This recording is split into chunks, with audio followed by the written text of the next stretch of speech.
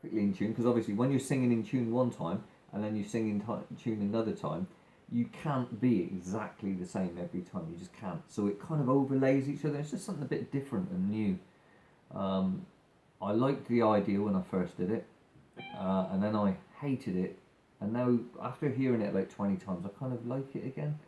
But I'm still not sure if I've done the right thing, and I think she'd have preferred I left it just as one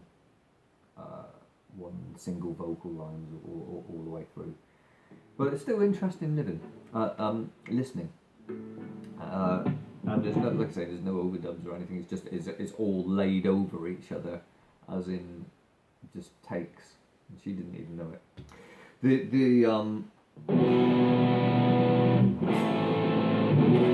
Is in the E minor, this one, for anyone who's still there. And the cool thing about this is it's you can use the Hungarian minor, which is a very, very rare little scale. So you got first, second, flat third, sharp fourth, fifth, sixth, sharp seventh, and eighth again. That's such a cool little scale.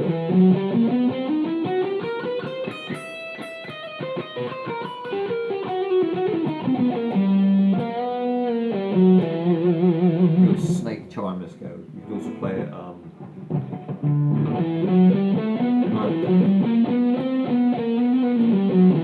If you're a pentatonic player and you play this 12, 15, 12, 4, instead go 12, 15, 13, 14, 15.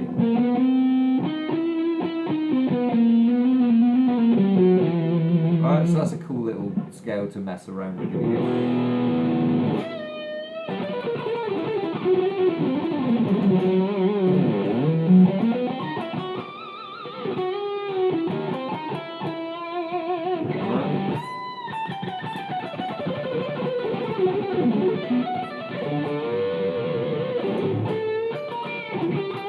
You can still add your blues stuff.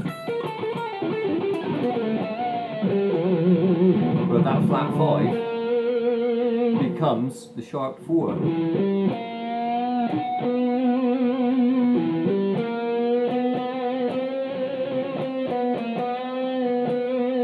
Yeah, very interesting scale. My favourite scale in the world. And a lot of the gypsy players use it.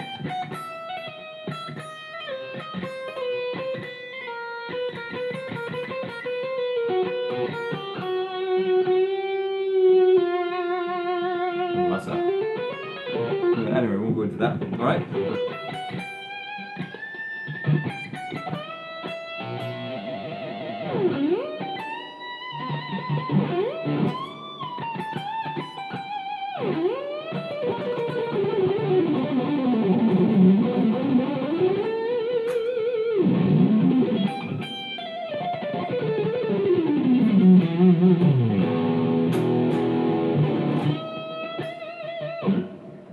Anyway, that's just me getting frustrated with myself.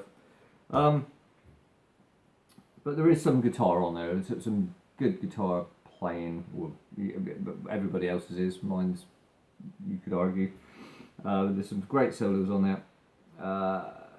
Vocals, Claire, overlaid, fade. Oh yeah, right. Strings. Bit of on the back of this one. Look, you got Planet Waves on the back of the headstock here. They are, to me, the best locking tuners in the world. Can I say that? I can. Yeah. I'm going to put you put your strings through the back, come out the front. You just imagine you were gigging, you've broken the string. It's a nightmare. If you've got a locking system on, forget it. You're going to be 10 minutes with Allen keys. It's through the back, out the front, through the ball bearing side. You've got little ball bearings on these. I don't know if you can see that. Yeah, you see a little ball bearing on that one. Yeah, that's the side that you put the string in. If you put it in the other side, you've had it. So you've got to put it in that side. You just turn a little wheel at the back and you tune up, and the gearing is so good. It's like bang, bang, done, and you're ready again. There's nothing worse than snapping a string in a gig. Anyway, I'm not going to go there. And people waiting with their arms crossed, and yeah, so you just through, bang. Great value. I've had them for years now. I use them so, and I look forward to changing strings, whereas I actually hate changing strings, but I look forward to it because you right through, you pull it all the way through, clamp the back, turn the lock, the machine head, and it's already almost in pitch. This little thing on the front is called a, where is it? There it is. It's called a wedgie, and you put your little pick. It's got two places, so it just holds your pick. That's all it is. It's nothing more than that. But it's useful because I can never find the pick. The Dario on the back, again, there's a little tuner. I just press that. You see that, and that just clips onto, or it doesn't clip onto. That one doesn't. It's actually held on by the machine head. So you get the Planet Wave machine head, so you've got the little screw that sticks out, and this goes on the same screw, so you don't have to make any other adjustments, but you don't have big bulky machine head tuners hanging off it.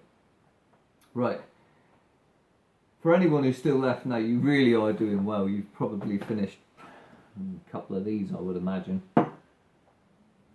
But the Dario NYXL, best electric strings, full stop. I've never come across a string like it. I'm a professional tech. That's what I do all the time. I change people's strings. I set up their guitars, make the actions nicer, strip the lacquers off the neck, refret them. And I teach other people to do all this stuff as well. Trem balancing, making nuts, bone bridges, things like that. You can change about once every 4 months with these. And you're still thinking, should I change? Whereas with a regular string, you're talking about 2 to 3 weeks. Some people with acid sweat as well will probably get through them quicker than that. But these, just fabulous, just fabulous tone. First day or so, I don't like the zingy tone on any string, but after that, superb. D'Addario, I ordered from D'Addario. I'm a D'Addario guitar tech, or D'Addario approved guitar tech. What's the difference there? That's one of my serious looks. And they sent. I ordered this 4 o'clock, and the next morning, it was here. That's incredible. It's just for me, the gypsy strings, same gypsy jazz strings. I've always used Argentine, and I'm not saying they're not good strings, but they're very hard to get hold of in this country, and they're extremely expensive. I think I paid £18 once, including shipping, for a set of Argentine. It might have even been 21. Can't remember. But it was a lot of money. These they kind of work out to about half the price, and I thought, well, they're going to be half as good. No, they're snapping at their heels. They're nipping with that's the wrong word. They haven't snapped on me at all. They're nipping at their heels. They are like, they're just fantastic. So on my Pollack all the time, I use these. I use 10s, and on my other Robin Nolan model I've got, LMAOTired, I think it was. It's not the proper one, it's like a cheaper version of it. But I use 11s on that one, and they're Argentine. I still stick with the Argentine on that because I feel like I'm betraying them almost, because I've gone to another. But honestly, the Dario, half the price, just as good, in my opinion. If you haven't tried them and you're going into Gypsy, you won't go back. They're brilliant. And of course the D'Addario acoustics. I really like these. But I'm not so much of an acoustic guitar player. I tend to play less of that. I play acoustic Gypsy. I play acoustic nylon string. But that's just me. And that's that little tuner there, look. And they cost about £10 or something like that.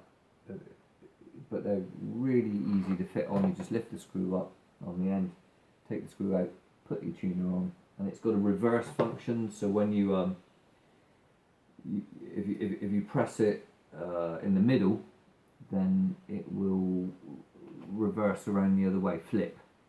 So you can look at it from a different angle. If you're somebody, I don't know, if you're left-handed, I suppose, or something like that. I really have talked enough now, I think. Hopefully you've picked up some tips. Remember that scale. Right, it's a really cool scale to use to do a real sound. So look at Arabic.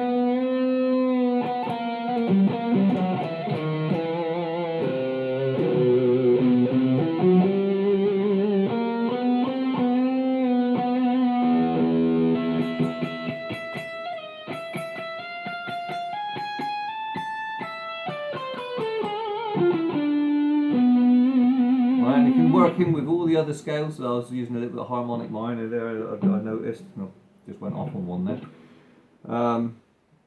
So that's a tip or two. Some other thing really random, since you're still here, you really shouldn't be now.